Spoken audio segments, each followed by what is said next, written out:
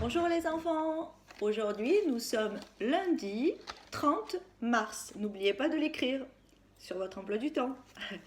Alors, aujourd'hui je vais vous proposer des activités de mathématiques.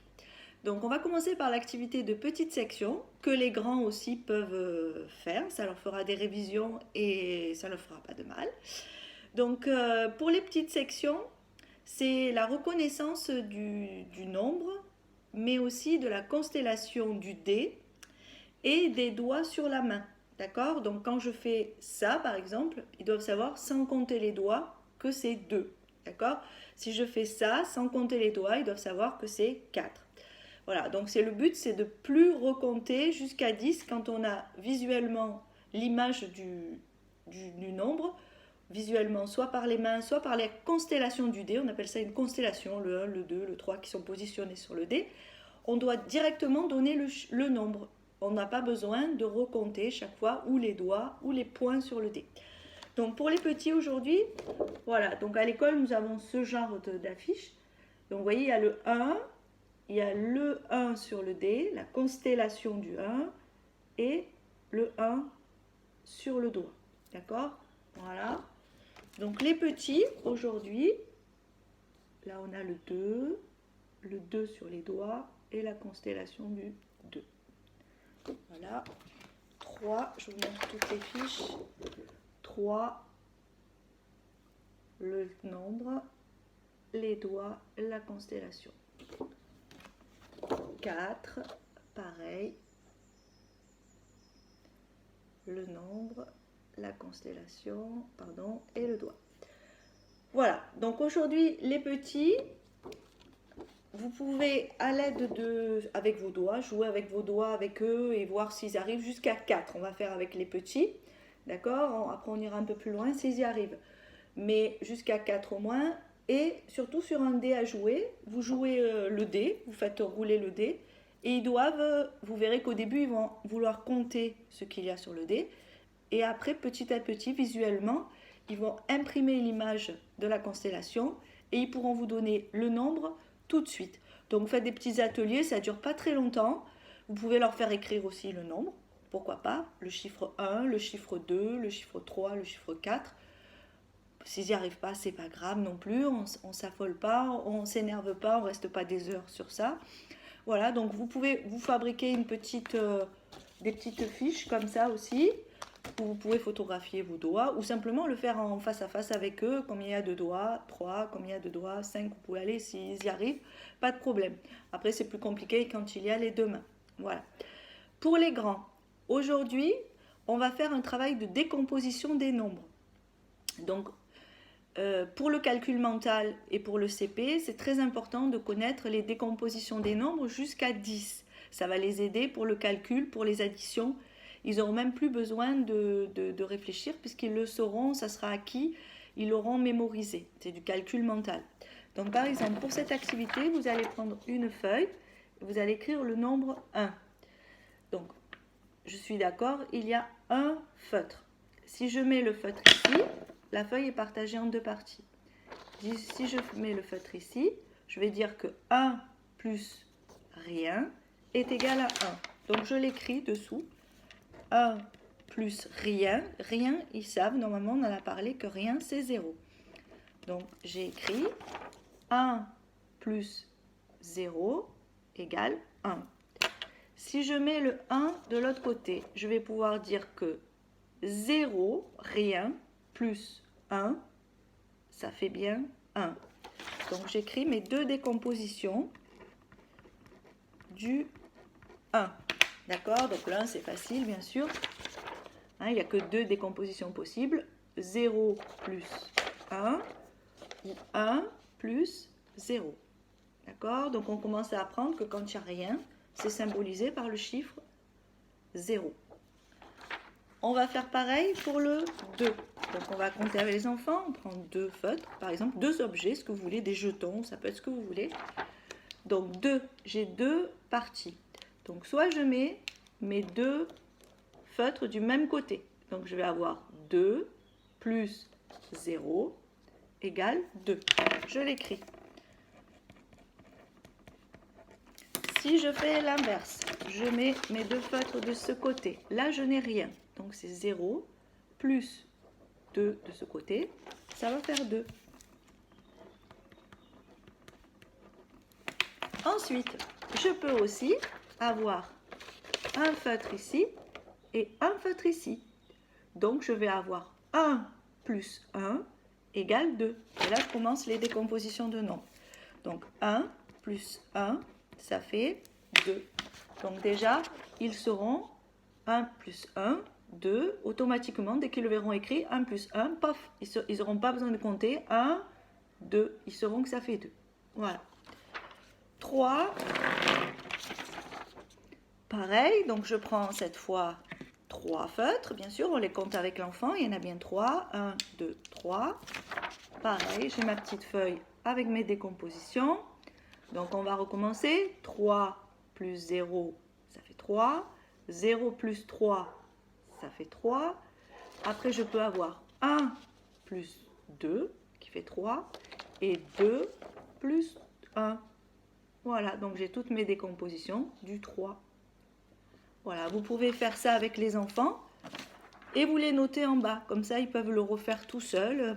Proposer les décompositions tout seuls. Travailler tout seul de temps en temps avec leur matériel et ce que vous avez noté en bas. Voilà. Donc pour les grands, vous pouvez aller jusqu'à 6. Déjà, ça sera bien de décomposer jusqu'à 6. Parce qu'après, il y en a de plus en plus, bien sûr, de décompositions possibles. Donc jusqu'à 6 pour aujourd'hui, ce sera très bien. Si déjà ils connaissent aussi les doubles, 2 plus 2, 4, 1 plus 1, 2, 3 plus 3, 6. Voilà, tous les doubles, déjà, c'est très très bien parce que ça leur évitera d'avoir chaque fois à recompter quand ils auront des petites additions au CP à faire. Voilà, on avait commencé les additions, on en avait parlé, on savait que le chiffre plus, ça veut dire qu'on ajoute, on rajoute quelque chose. Voilà. Et le signe égal, c'est le résultat qu'on trouve. Si on a deux objets et qu'on en rajoute un, il va y avoir un résultat, c'est 3, donc égal 3, c'est égal à 3. Voilà, on commence les mathématiques pour se préparer au CP. Maintenant, je vais vous parler du défi du jour. Donc aujourd'hui, le défi, ce sera un défi cuisine. Donc on va fabriquer un gâteau qu'on pourra déguster au goûter ou ce soir en famille. Donc je vous ai pris deux petites recettes simples. Il y a un gâteau au chocolat, vous choisissez, vous ne faites pas les deux gâteaux, hein, je dis bien, vous le faites si vous avez envie. Moi je vous propose des petites activités, après je ne vous oblige pas, il n'y a aucune obligation à le faire. C'est juste des pistes pour vous occuper et pour faire travailler les enfants sur différentes choses. Donc le but du gâteau, c'est qu'ils participent, c'est qu'ils fassent avec vous, qu'ils mesurent, qu'ils comptent, qu'ils apprennent à se servir par exemple d'un doseur, du beurre. Sur le beurre, souvent vous avez il y a les grammes qui sont indiqués sur le papier.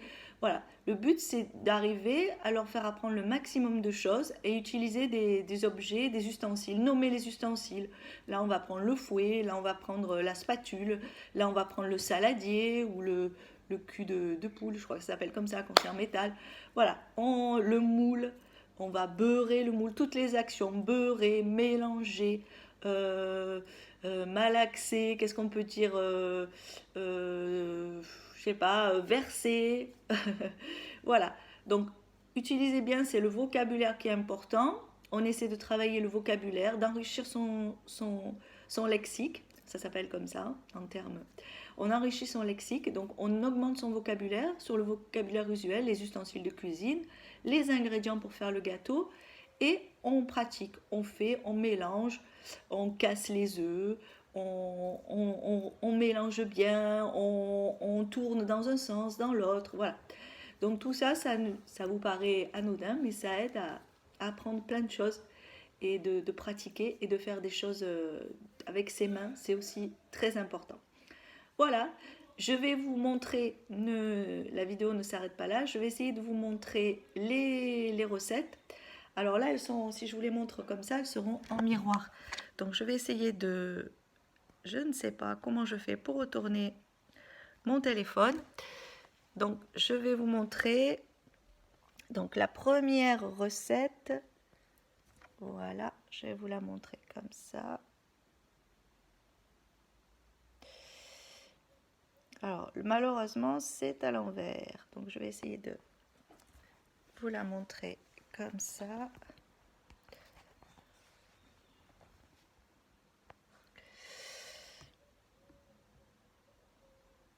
Alors, je ne sais pas si je vais y arriver. C'est pas facile. Donc ça, c'est le gâteau à la vanille. Je vais essayer de reculer un tout petit peu que vous voyez tout entier. Donc c'est un gâteau très simple. On va se servir en fait des pots de yaourt pour faire le gâteau. Donc je vous le dis si vous le voyez mal, parce que c'est à l'envers bien sûr. Donc on a 2 pots de yaourt, 3 pots de farine, 1 pot et demi de sucre, 60 g de beurre fondu, un demi-sachet de levure, un sachet de sucre vanillé. On va préchauffer le four à 180 degrés et ensuite on va cuire son gâteau 15 à 20 minutes. Vous vérifiez en plantant un couteau dedans pour voir si c'est bien cuit.